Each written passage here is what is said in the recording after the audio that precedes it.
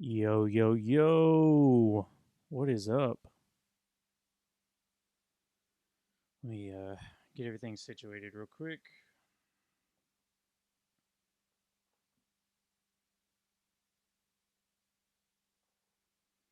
And let me know if you guys can hear everything okay.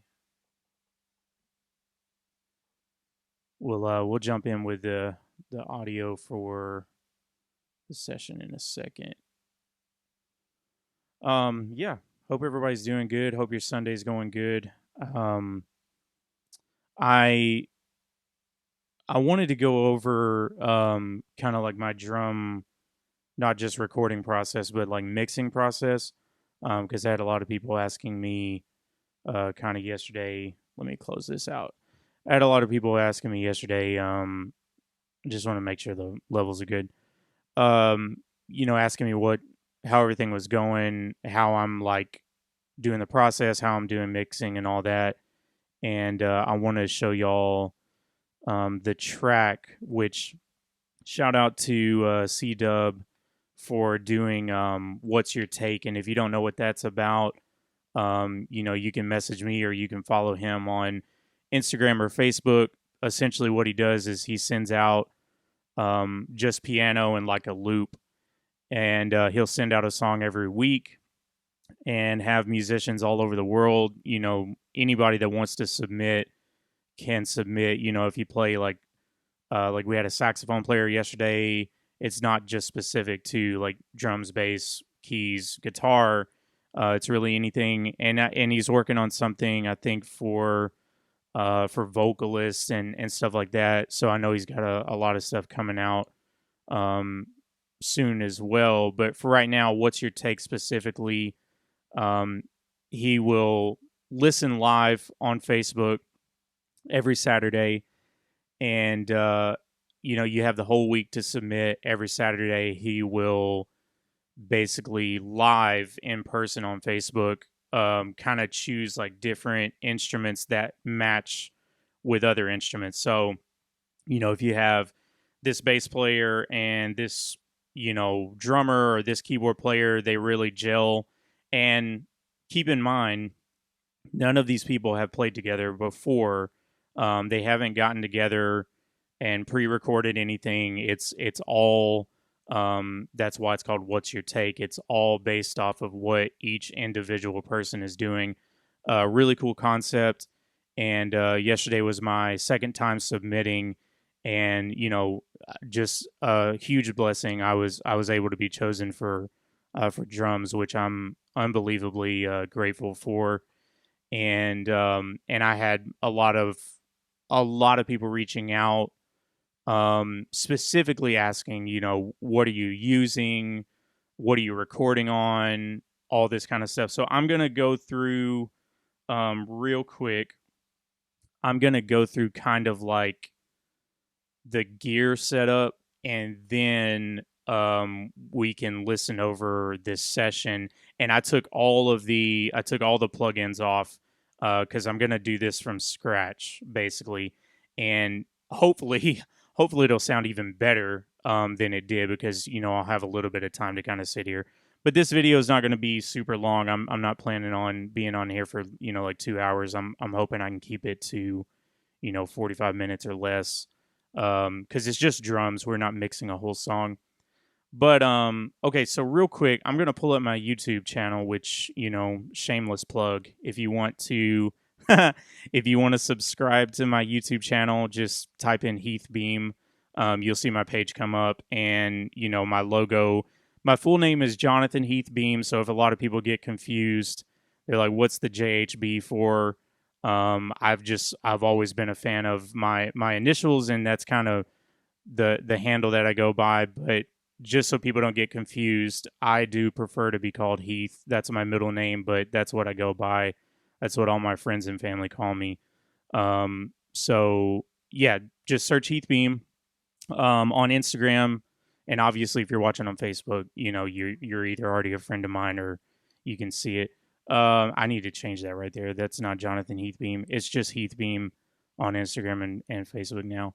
Okay, so luckily, and another blessing, I'm able to endorse a cymbal company called Samsung Cymbals out of Samsun, Turkey, and Mustafa Dirrell is the creator of this line. He actually has had a hand in creating some of the Meinl Byzance stuff.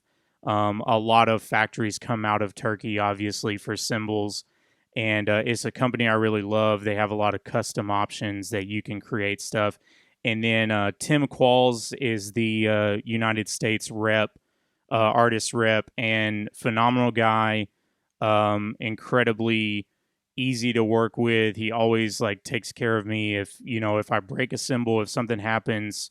He's just always on top of it. So I encourage you to check those out. I actually have a video going over my cymbal setup, and you can listen to like the sound quality and all that stuff. Is basically just a demo for you to kind of hear the cymbals and stuff. So I have, usually on my videos, I'll try to post what I'm using. So this is kind of like my cymbal setup at the moment. And then I'm using my personal kit at my church, and that's what I'm recording on, actually. So it's a Tama Superstar 20-inch kick, 16-inch floor tom, 12-inch middle tom, and then 10-inch high rack tom. And then I have a Tama Metalworks snare, 14-inch by, I think it's a 6.5. And I'm just, everybody everybody play what you play. There's no judgment here. But Evans and Tama, man, they have something special. Ever since I heard Sput, use that combination, I've been a huge fan of Evans and Tama together, and I think there's something special about that sound quality. So I'm using an EMAD 2 on the kick, Evans UV2 coated on the snare, and then the toms right now have black chrome, but sometimes I'll switch them out for either like the G2 clears if I want something a little more punchy, or if I want it like warm and more recording, I'll go to like a G2 coated or like the UV2 coated or something like that. And then real quick, because I know this is a big thing for a lot of people, is trying to figure out what microphones to get for your drums. So it all depends on your budget. This is a huge blessing, and I never take it lightly that I'm using my kit, but I'm able to use a lot of stuff that my church has available. So I'm actually recording when I go to the church and I record for somebody. The way I used to do it was I would record into like an 8-channel interface, which works. I kind of have a way to get the same sound, but obviously if you can get like a Focusrite 8-channel Scarlett interface is going to sound really good. It depends on what your budget is, but you could go for that. But right now I'm recording into our physical front of house board, which is a Yamaha TF5. And so like the preamps are always going to be a little bit better on like an actual mixing console. That helps a little bit. So I'm recording from the stage where the drums are at in a drum booth. And then I might try to post a picture in the comments of my setup. That way y'all can see it, because I think this video is from a different setup. So I don't think I've done a new one in the new chapel we're in right now. So I'm recording into the TF5, and that's going USB to what our streaming setup is basically going to Studio One, and that's going out to streaming. But we also have it set up where we're multi-tracking. If we want to multi-track a service and we want to go back and listen to the stems and stuff, we can always do that. And so I'm recording into Studio One. I'm mixing in Studio One. That's just a personal preference. I know I used to be a Logic guy a while ago, and then when I started getting involved in the Loop community, Loop gospel stuff, John Mike and a couple other people that were using Studio One, it was something that intrigued me because And I don't know if this is the case for everybody, but sometimes I feel like I want to challenge myself in certain areas. So it was like, hey, I don't know everything about Logic, but I know enough to get around, and Pro Tools seemed kind of like scary a little bit because I know that's the industry standard for recording studios and stuff, but it just seemed a little intimidating for home studio use and just recording the way that I do it and stuff. And so Studio One, I always tell people it's to me it's the perfect blend of both. You have the songwriting, home studio, easy editing kind of features of Logic, but you have the professional sound quality and plug in like cooperation and all that stuff of Pro Tools, which I've seen a lot of people do some really like magical stuff in Pro Tools. And I feel like Studio One is that way as well. And to me, it could be it could be in my head, but I've had people say the same thing. The quality sounds better. It just to me, a wave file from Logic and a wave file from Studio One, I can hear a difference. And it'd be the same thing with Pro Tools. That's why it's the standard, is because there's definitely a difference. So I'm not sure if that has to do with just the way the digital signal is. Maybe something's different about those DAWs. But again, Studio One, I'm not I'm not endorsing them because I'm not like on the payroll. So it's just I prefer it. It's something I use. Um, so on the kick, I'm using an Audix D6. Uh, to me, there's a lot of good kick mics out there. I know a lot of people lean towards like the Shure Beta 52, and there's the AKG D112. There's some cool stuff out there, but the D6 is the most balanced and well-rounded kick mic, personally, that I've heard, because it takes the punchiness and the modernness of the 52, the Beta 52 by Shure, and the warmth and the vintage kind of sound of the D112, and it puts them together. I'm all about. I've been trying to dial in my sound, not trying, I guess, but I have been dialing in my sound for years, and I still change stuff up, but I feel like I kind of found like my thing. Like this is my combination of what I like.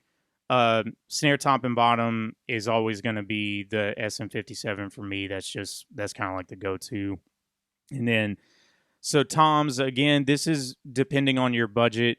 There's the Sennheiser. They're called the E604s, I think, or 904s. I can't remember what the model number is exactly, but they're clip-on mics, and they usually sell them in a pack of 3 for like $300. So or around there.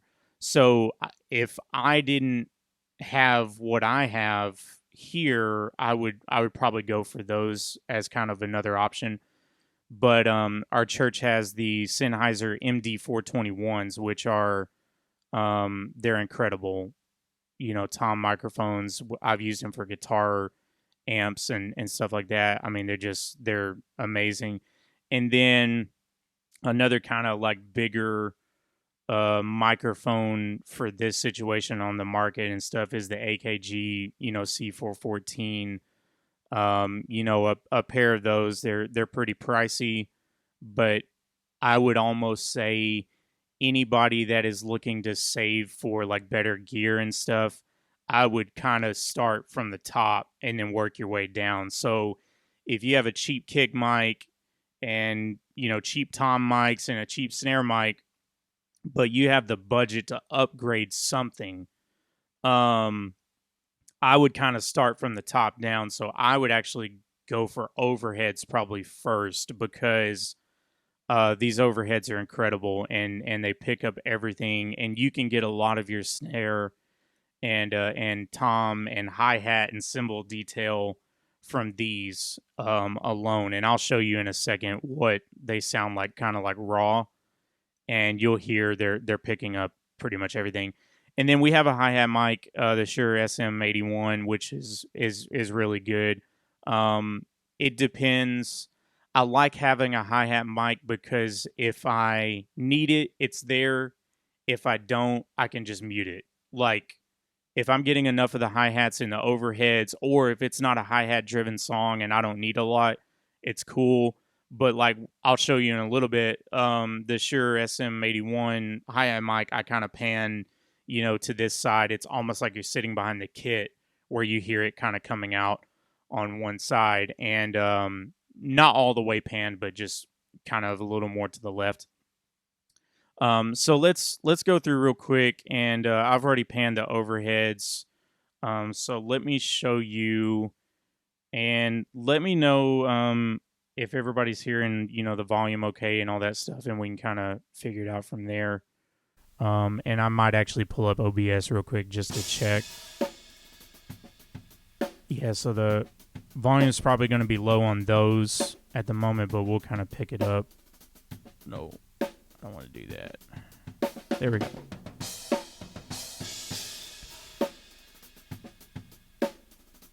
I know what I can do as well.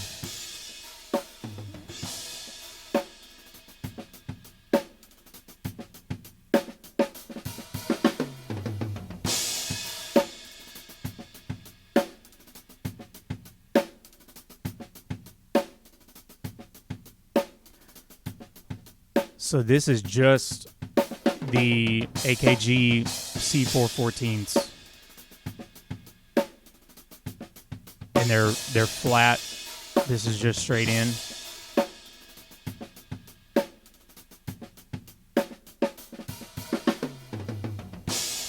So see, like I said, you're already getting a lot of tom, snare. You're getting some of the kick. You're getting a lot of stuff from those, and they're pretty great. And that's the thing is, like I said, if you're gonna buy and upgrade stuff, I would start there, and then you can start. Probably the second thing for me would be the kick, and then the toms, and then the snare. I would kind of probably go backwards because to me it's hard to get a good overhead sound, and it's hard to get a good kick sound.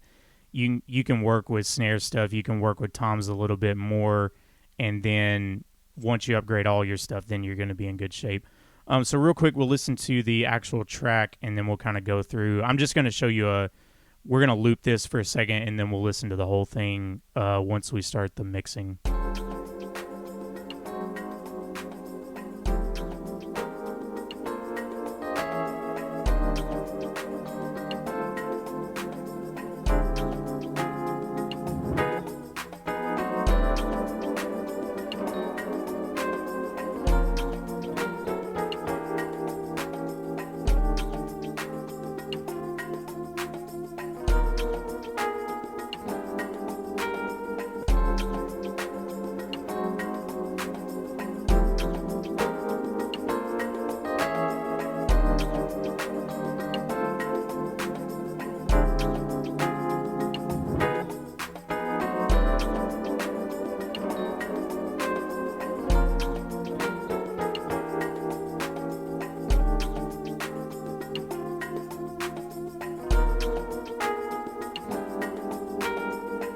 Super cool track. I really really really enjoyed playing on this one, and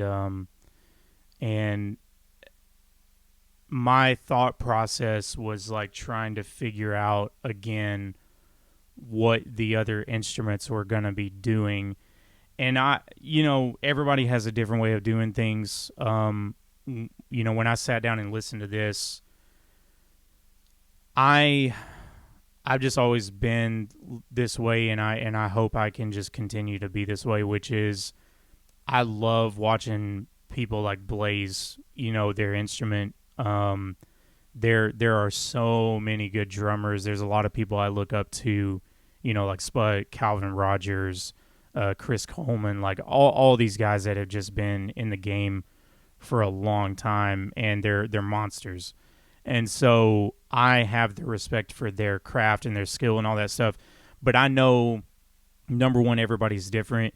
And you kind of have to find your own thing and your own sound and your own, like, taste and all that. And even though I try to practice and rehearse like chops and stuff like that, and there will be places where I can put that. But just personally, and the older I get, I just feel like, man, I love playing just like really pocket stuff, and then I'll step out on like a couple of things. But the way I approached this was I want to step out maybe once or twice in a couple of spots that I'm hearing, but the rest of the time I want to keep it literally just kind of locked in and more simple, because it leaves room for the other instruments to do something really cool. Like there's a couple of accents in C-Dub's track that I didn't hit on purpose, and it wasn't because I couldn't. It was because I thought, you know what, it would actually kind of be like cooler to not do that. It would be more impactful in my mind to kind of just sit, because drums are like the foundation. And so if I'm locked in, then everybody else can kind of just flow off of that. And again, and I'm not talking about, people will do like tours and stuff with like pop artists, and they'll kind of give them a window of an intro and outro, and the band will just literally like burn it to the ground. That's phenomenal. But then if you go see, Justin Timberlake, you go see these other people live, for the most part, the band's playing pretty close to the record, and they're playing locked in. They might change like some parts and stuff, but they're like super locked. And so that's kind of my thought process is I want to be the guy that there's no question about the sound and about being like the foundation. And then, hopefully those times where you do have a moment to step out, you can. But I'm all about not going overboard. And almost thinking about it, it really is. You're thinking about it like a producer, because you got to think, okay, if this guitar player's doing this and this keyboard player's doing this and the bass player's, slapping and doing all kinds of stuff, I don't want to like take away from the vibe that the whole track is going to have by the time this is done. So that's just I kind of went off, I guess, on a little bit of a sidebar there, but that was kind of my thought process. So, okay, let's get to the mixing stuff real quick, and I'll show you what I'm kind of using right now, and then we'll go from there. Okay, so usually I actually start with kick, because I want to kind of get the settings down.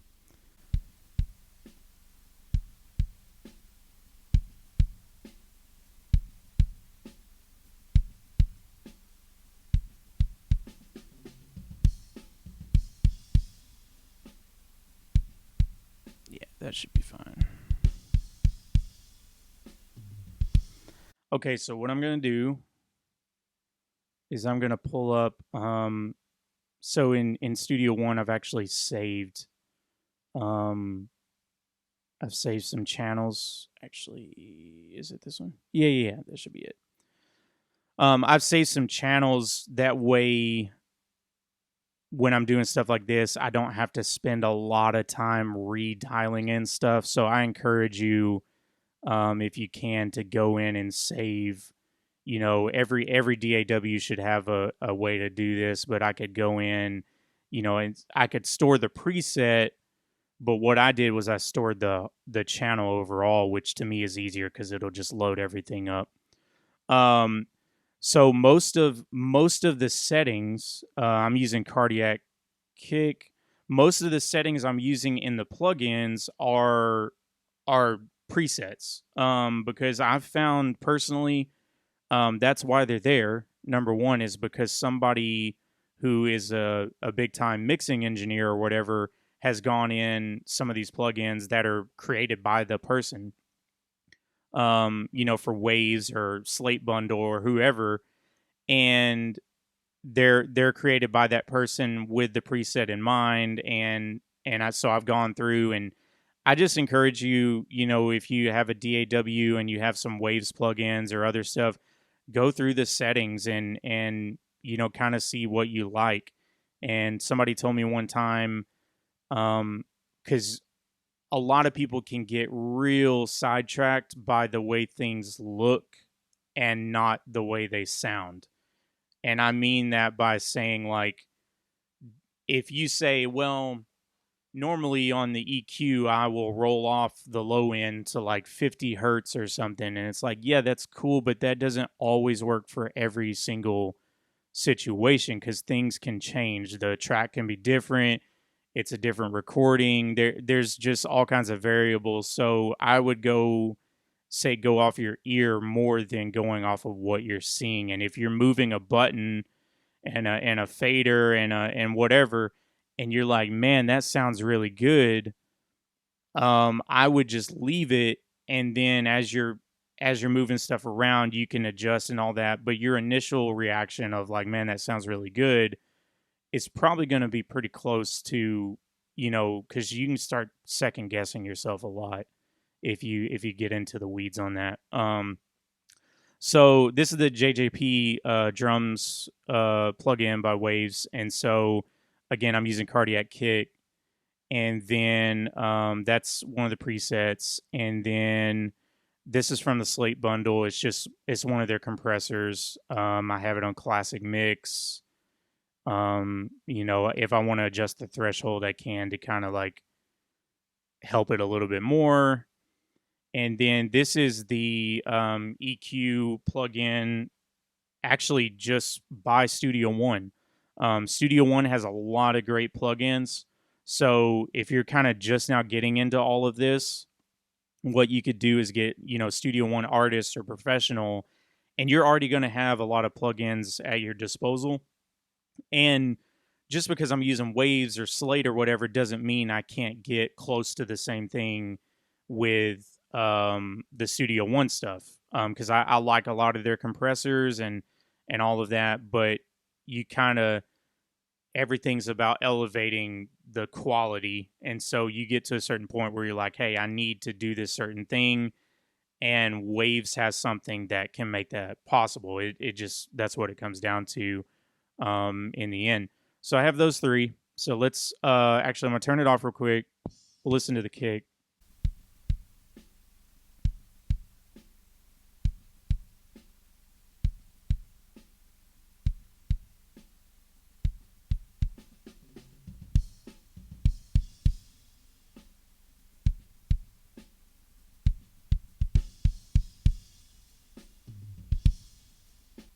Okay, now let's turn it on.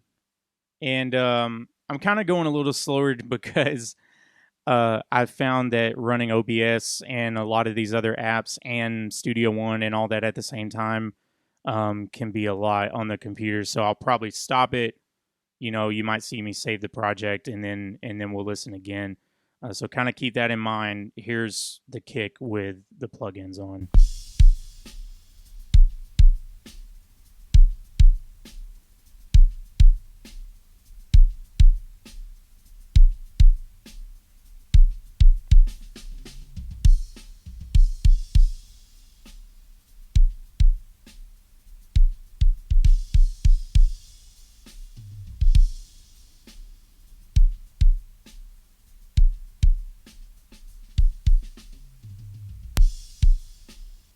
Okay. So to me that sounds really good. Again, I've gone in and dialed in all these settings, so like that's kind of what I prefer for this. And then next, I usually go to the overheads next because I want to blend.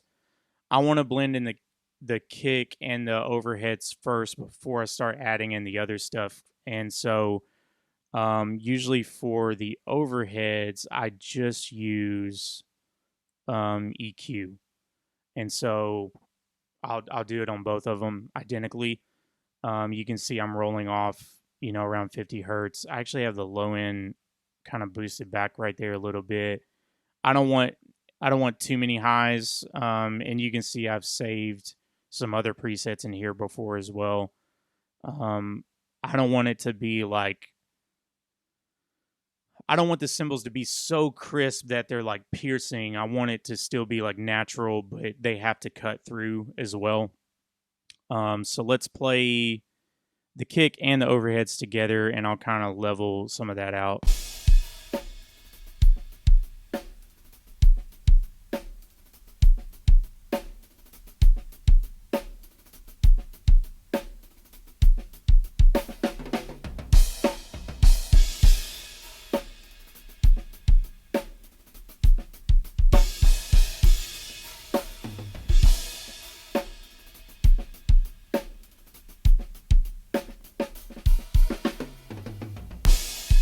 Again, so that is the Audix D6 on the kick and the AKG C414s on the overheads, left and right.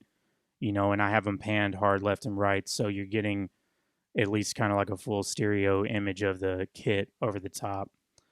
Actually, we'll bring in the hi-hat, and I usually use the overhead plug-in on that as well. I want to try to, especially on the overheads and the hi-hat, I want to cut out as much of the kick as I can because I want that to come from the kick mic. And the toms and the snare, everything's picking up a little bit of everything. So you have to think about your whole kit is being captured on nine microphones. I usually do 8, but I forgot I have the hi-hat in, so that's the 9th microphone. So I'll usually try to roll off a little bit of the low end because I want to kind of blend that. And I'm just going to tuck the hi-hat in there for right now. I can bring it up later if I want to, but I'll just pull it up for a second. And here's my little thing. Again, it's personal preference, but I like to feel like I'm behind the kit. So you can hear the hi-hat is actually on the left side. Not too much, but think about if you're looking behind a kit, the hi-hat's like right here. It's not all the way over here. It's kind of more, so that's why I only do about 50 instead of 100. So I can bring that down. Next, let's do snare bottom and snare top, and then we'll get to the toms. So let's load up. Snare bottom is just EQ. Now, you might think this is pretty drastic, but at the same time, the bottom is just to enhance the snare sound and quality. And the only reason you have the bottom is to get the snare wires. I mean, that's you want that sound. And so that's why the highs are boosted a lot and the lows are cut out a lot. Now, what I'll do is if I feel like there's too many of the highs cut out, I can always back this off a little bit. So let's listen to it. In the mix right now, it's probably gonna sound a little weird, but then when we bring in the top and the toms, it should kind of equal out. Yeah. See, it's that.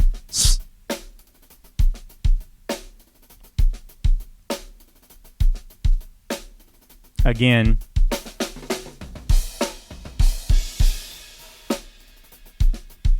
See it like immediately just bringing it back like a quarter.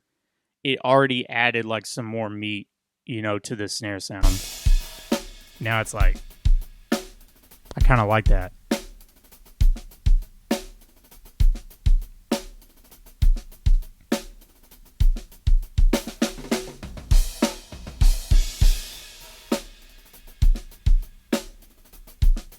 Okay, so we're going to add in the top.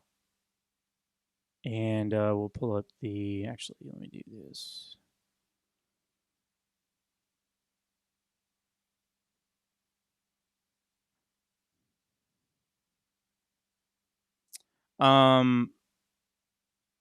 Actually, these need to switch.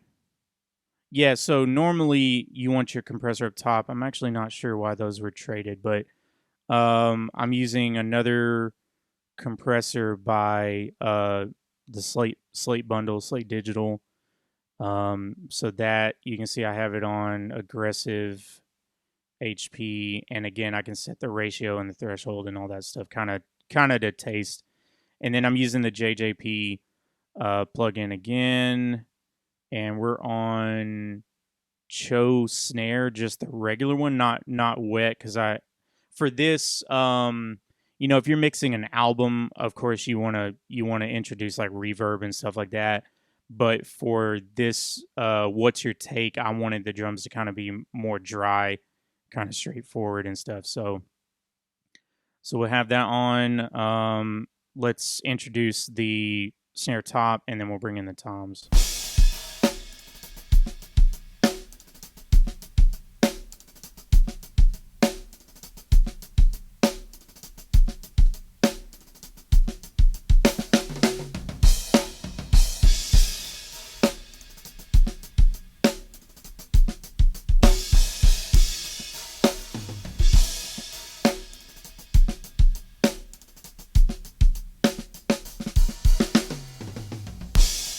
Sounded pretty good. Okay, so then for the toms, we got high tom, and this is gonna be maybe you notice a pattern here, but this plugin is phenomenal because it does kick, snare, and toms all in one, and the settings are pretty great. So again, if you're sitting behind the kit, you have high, mid, low tom, and so I kind of like to hear the movement like that. And so usually what I'll do is I'll pan.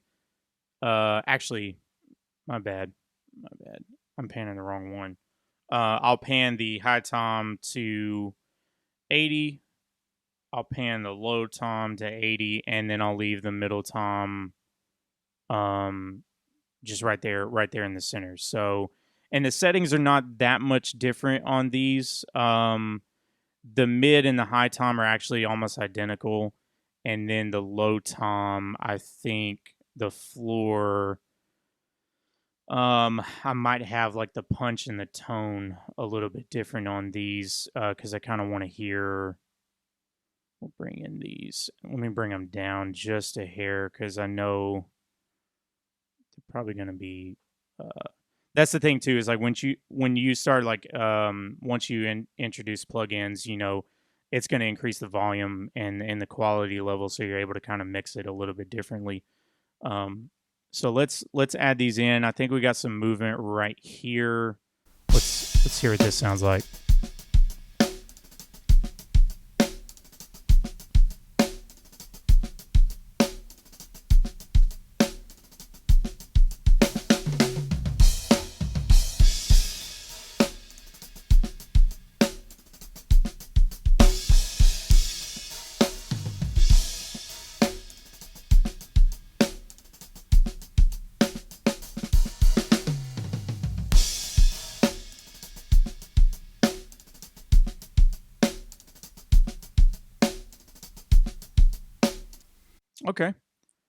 Okay, I like it. And then real quick, we're gonna add in the drum pad, is only in a couple of spots. I think actually it's only in the intro.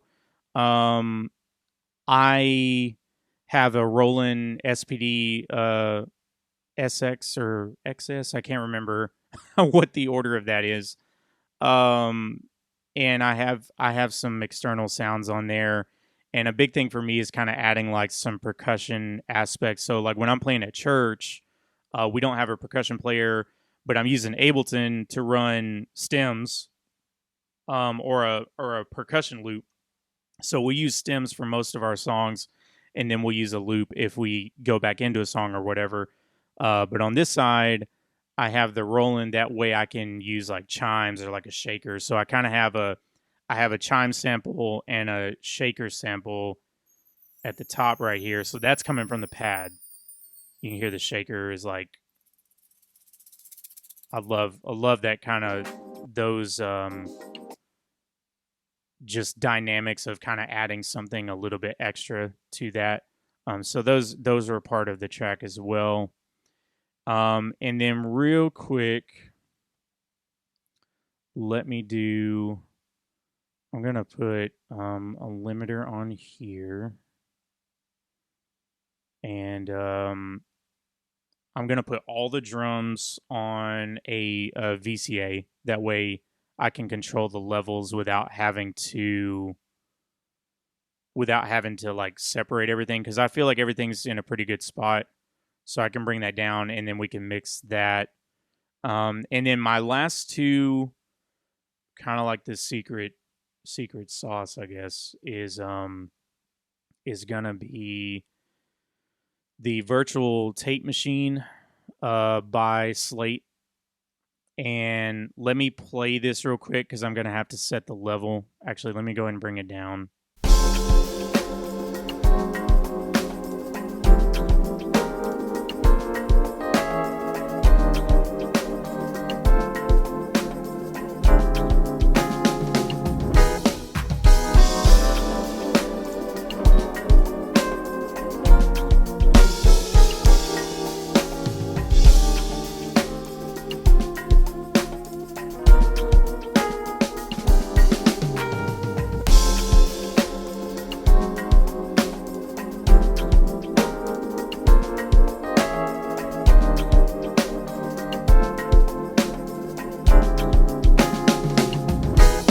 Okay, cool. So obviously you don't want it, like redlining, because it's gonna add like kind of like a crunchiness to the drums. Sometimes you can do that if you kind of want like more of a vintage thing. I know a lot of people use tape to kind of create that sound, but I use it because it enhances the kick a little bit more, and it causes like some separation. But this is, to me, I'm gonna bring the output down just a little bit because I don't want this thing to go crazy. This is Mixcentric. You can see it over here on this side. So Greg Wells made a couple of plugins. He has more, but I don't have all of them. Mixcentric is kind of a overall, not mastering, but it's an overall compression slash EQ. It just puts like an extra like on top. So it's hard to explain, but you're gonna hear it in a second. And then Voice Centric is another one that I use for like vocals and stuff, for different situations. But he has a couple of plugins. I encourage you to check these out. So I'm gonna add this in. We'll make sure everything's leveled out, and then we can kind of go from there real quick before we head out.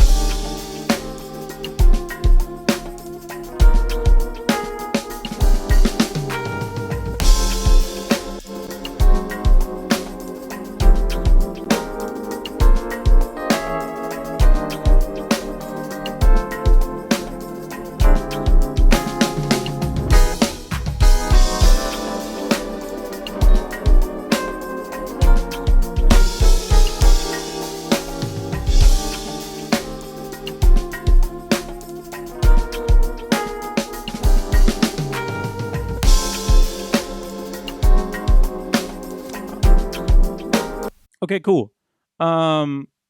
So basically, I think we're pretty much there. And as you can see, you might be wondering why I'm messing with like the limiter and I'm messing with these plugins and stuff. So the big thing is, hang on, let me get a drink of water real quick. I feel like I've been talking a long time. Um, the main thing is you want to make sure your levels are right. If you send somebody drums, man, and they have no headroom to work with anything, or you send them drums that they have to crank up all the way and they can still barely hear them, that's not a good way to like to get more work. So the best thing you can do is kind of get. I'm not saying you have to be a mixing engineer. You don't have to have a degree to do this stuff. Like, um, get a good like concept and a good base, and hopefully, man, like literally, hopefully, this helps somebody. Because I'm not the kind of person that's like, yeah, this is my process. I'm never gonna let anybody know. Like as soon as C Dub was like, hey man, what are you like recording with? What are you doing? I was like, you know what? I need to make a video going over that because I'm still gonna do my same process and I'll make adjustments, over time as well. There's no end to learning and growing and all of that. So I'm always trying to push myself as well, but you kind of have to think like a mixing engineer a little bit, where it's like, okay, is this too much? Oh, I can hear the kick. It's like clipping. I don't know why it's doing that. Like, troubleshoot as much as you can. I encourage you to go. There's literally every video in the world on YouTube on how to use. I mean, literally every plugin I showed you, you could probably find a video for on how to use and stuff like that. So we're about to listen to the whole thing all together, and let me make sure. I want to, yeah, the fade. I want to make sure I fade it in right there. So again, I brought these tracks back in, started from scratch, but this is kind of what I would normally like send. This is what I sent, in for my take and stuff like that. So we'll listen to it all the way through, and then that should be it. If you have any questions, I mean, feel free to comment on this video or hit me up or something, and I'll try to answer as much as I can. But this is kind of, um, this is my process, really on how I record, and maybe I'll do a video one time where I'm actually going through like setting up the track and getting everything ready, and then maybe do a video of actually playing through the track or something, so you guys can see the kit and hear the tones live and stuff like that. But we'll listen real quick. I may even actually let's do this real quick. Let's do this first. I'm gonna turn off all the plugins. So we'll listen to this section, and then I'll stop it. I'll bring everything back in. So let's listen to this. Is still panned, still leveled out, but this is without the plugins.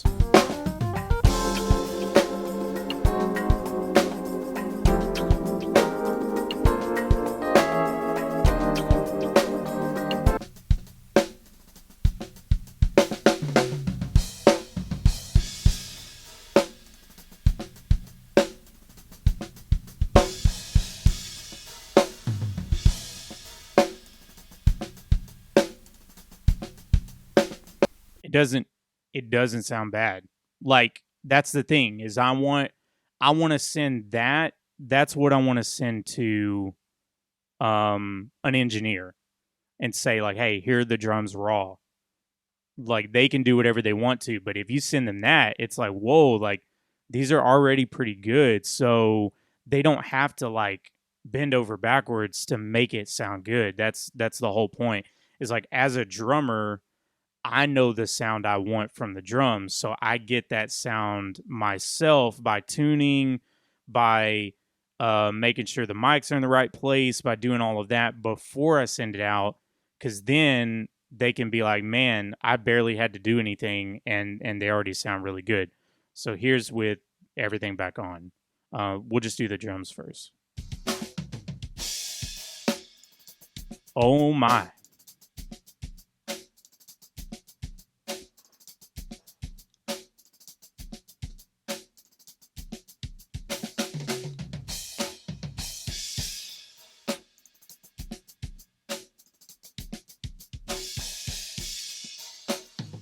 Yeah. I mean, yeah. So there's a huge difference. That's mixed versus not. And again, the raw files sound great, and that's what you want to send out and be like, hey, here's the files. Hopefully you don't have to do a whole lot to kind of make it work, but it should be pretty good from here. So we'll listen to the whole thing. I took out a little bit of the low end of the track just because the kick in the loop, um, for this video's sake, it was kind of competing with the other kick. So I just want you to hear the separation a little bit. So I rolled off a little bit of that low end.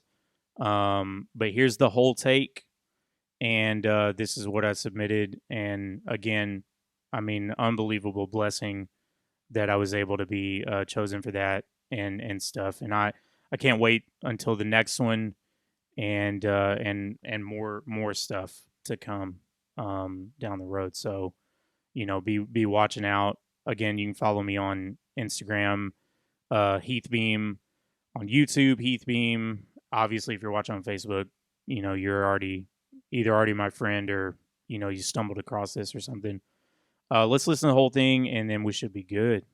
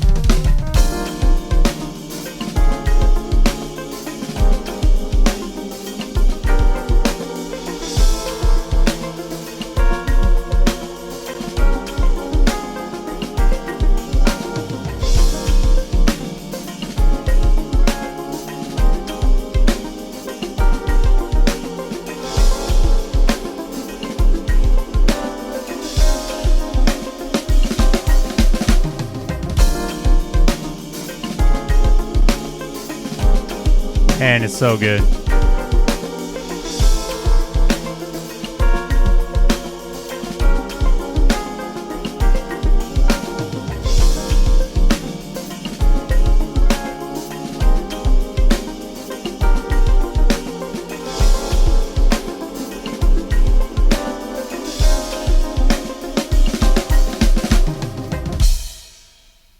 Sweet.